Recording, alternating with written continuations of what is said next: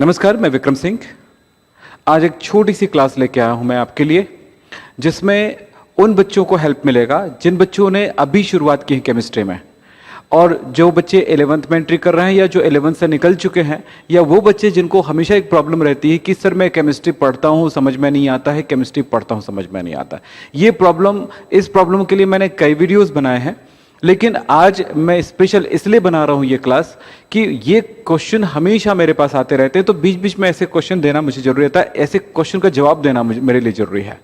तो इसमें आप समझें इस बात को कि क्यों ये केमिस्ट्री कठिन होता है। एक मैं छोटी सी बात बोलूंगा, केमिस्ट्री जो होता है ना बहुत ईजी होता है, बहुत सरल होता है, लेकिन एक बात होती है कि एक छोटी सी शुरुआत तो कर दें कम से कम। तो शुरुआत क्या करें, कैसे करें और किन बातों को पहले जान लें, ताकि केमिस्ट्री में किसी भी टॉपिक पे जाएं, किसी भी पार्ट में जाएं तो आपको किसी तरह की कोई तकलीफ ना हो। इसके लिए मैं एक छोटी सी क्लास दूंगा, छोटी सी बातें बताऊंगा, इनको आप जरूर देखें। तो ये पूरी वीडियो देखें ताकि आपको समझ में आ जाए कि क्या क्या करना चाहिए, और जो करने के लिए मैं बोलूंगा अगर आप वो करते हैं तो डेफिनेटली आपको केमिस्ट्री समझ में आ जाएगा। बिल्कुल 100% आपको केमिस्ट्री समझ में आने लगेगा, केमिस्ट्री से प्यार हो जाएगा, केमिस्ट्री को छोड़ेंगे नहीं आप। तो चलो देखें, अब देखें कि क्या जाने कि केमिस्ट्री आसान हो जाए। बस मेरी बातों पे भरोसा करिए और इतनी चीजों पर प्रैक्टिस करिए, अच्छे से प्रैक्टिस करिए, बार बार प्रैक्टिस करिए, आपको बहुत अच्छे से केमिस्ट्री आना शुरू हो जाएगा। फिर आप जिस चैप्टर में जाना चाहें आप कर सकते हैं। एक जो मैं टॉपिक बताऊंगा इन पे आपको पूरी कोशिश करना है, और लास्ट में एक टॉपिक पे और क्लास लूंगा मैं, यानी कि पूरी वीडियो आप देखें कि शुरुआत तो थोड़ी सी बातचीत होगी कि कैसे केमिस्ट्री जाने, और जिन बच्चों ने शुरुआत ही नहीं की केमिस्ट्री में या जो डर के मारे बैक कर गए हैं उन बच्चों के लिए बात कर रहा हूं। तो चलिए देखें, यहां पे केमिस्ट्री समझना और सीखना चाहते हैं तो हम ये कहेंगे कि अगर ये चाहत है, ये मन में है, तो इतनी बातें आप किसी भी हाल में कर लीजिए। फिर आपकी केमिस्ट्री चाहे किसी भी क्लास में हो या क्लास पढ़ाई करके भी निकल चुके हो केमिस्ट्री में तो भी, और अगर छोटी क्लास में हो, छोटी क्लास समझते हैं ना, क्लास 9th में है, 10th में है, यहां तक कि 8th में भी है, 6th में भी है, तो भी तो हम ये कहेंगे कि पहले इन बातों पे काम करें। और इन चीजों के लिए मैं लाइन से आपको डिस्क्रिप्शन बॉक्स में लिंक दे दूंगा आज, जिससे इनकी तैयारी करना और आसान होगा, इनको डीप में समझ सकते हैं। तो एक एक करके इनको समझते जाइएगा, मैं बातें कर रहा हूं आपसे। फर्स्ट, एटॉमिक नंबर, परमाणु क्रमांक। परमाणु क्रमांक होता क्या है? किसी परमाणु में उपस्थित, उनके नाभिक में उपस्थित प्रोटॉनों की संख्या होती है। किसी भी परमाणु के नाभिक में, न्यूक्लियस में उपस्थित प्रोटॉनों की संख्या होती है। नंबर ऑफ प्रोटॉन्स को हम कहते हैं परमाणु क्रमांक, एटॉमिक नंबर। परमाणु कह रहे हैं तो उसमें प्रोटॉनों की संख्या के बराबर इलेक्ट्रॉन की संख्या भी होगी।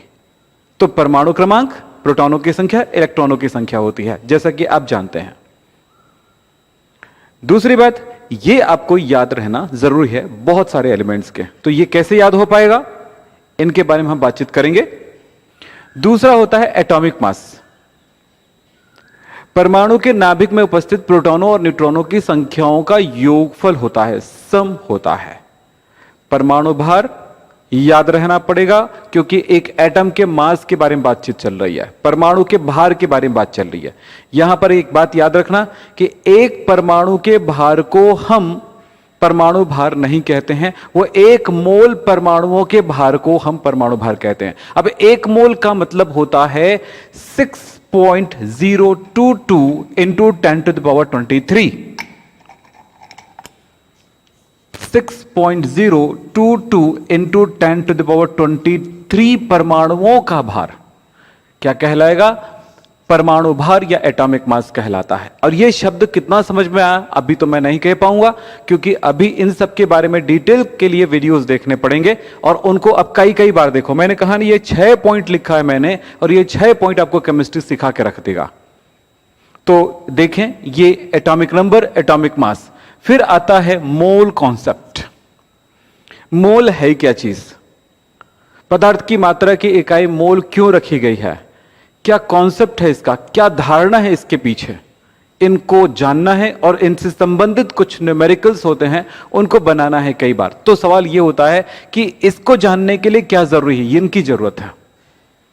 ये इनको आपको इसका यूज होने वाला है, लेकिन अभी पहले शुरुआत इन दोनों का एक साथ होगा। फिर देखिए, मोल कॉन्सेप्ट को जान लेने से आपको केमिस्ट्री में किसी भी प्रकार के न्यूमेरिकल बनाने हैं वो बना सकते हैं। तो आपको समझ में आ रहा होगा कि किन की जरूरत ज्यादा है। अक्सर आप लोग पूछते रहते हो कि सर मेरे को केमिस्ट्री समझ में नहीं आ रहा है, मुझे समझ में नहीं आती, मैं क्या करूं क्या करूं। ये क्वेश्चन करना बंद कर दीजिए। आप क्या करूं का जवाब मिल गया है आपको, ठीक है। अब देखो यहां पर पीरियोडिक टेबल की बात आता है। आवर्त सारणी, आवर्त सारणी आपने देखा होगा जिसमें काफी एलिमेंट्स रखे गए हैं, कुछ इस तरह का बना हुआ पीरियोडिक टेबल होता है, आवर्त सारणी होती है, आपने ऐसा देखा होगा। इसमें तत्वों का वर्गीकरण किया गया है, तत्वों को क्लासिफाई किया गया है। तो इनको याद रखना है आपको। सिर्फ इसको याद रखने से काम नहीं चलेगा, इसका उपयोग भी है। तो इनके मैंने वीडियोस बना दिए हैं, उनको आप देखिए। लेकिन यह नहीं बोलूंगा कि आप उसको देख लेंगे तो काम चल जाएगा। मैंने कहा उसमें प्रैक्टिस करते रहना। जो वीडियो आपको एक बार किए हो उस वीडियो को कई कई बार करो, तो आपको एक फायदा होने लगेगा।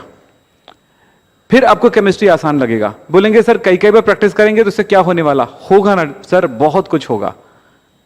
शुरुआत करना एक ऐसी बात होती है जिसमें बहुत तकलीफ होता है, तो उस तकलीफ को झेल जाएं एक बार आप, फिर देखना आपकी केमिस्ट्री जैसी किसी की केमिस्ट्री नहीं होगी। फिर देखें, पीरियोडिक टेबल आपको याद रखना है, इससे बहुत फायदे होते हैं। पहला फायदा तो यह होगा कि केमिस्ट्री में जो एलिमेंट्स है उनके बारे में पता चल जाएगा, भाई कौन कौन सा एलिमेंट्स है जो है और वो कहां कहां पे है ये पता चल जाएगा, उसकी स्थिति पता चल जाएगी। पीरियोडिक टेबल में स्थिति पता होने से उनके गुणों की जानकारी हो जाती है। पहली बात तो यह होगा कि स्थिति पता चल गई, पोजीशन पता चल गया पीरियोडिक टेबल में।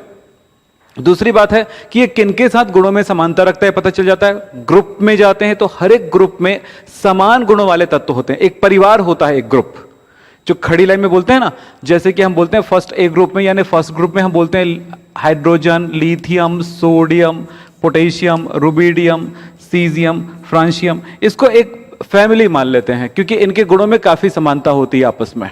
तो एक परिवार के सदस्यों में समानता है, वैसे ही एक ग्रुप के तत्वों के गुणों में भी समानता होती है। इनको हम जानेंगे आप आगे जाकर के।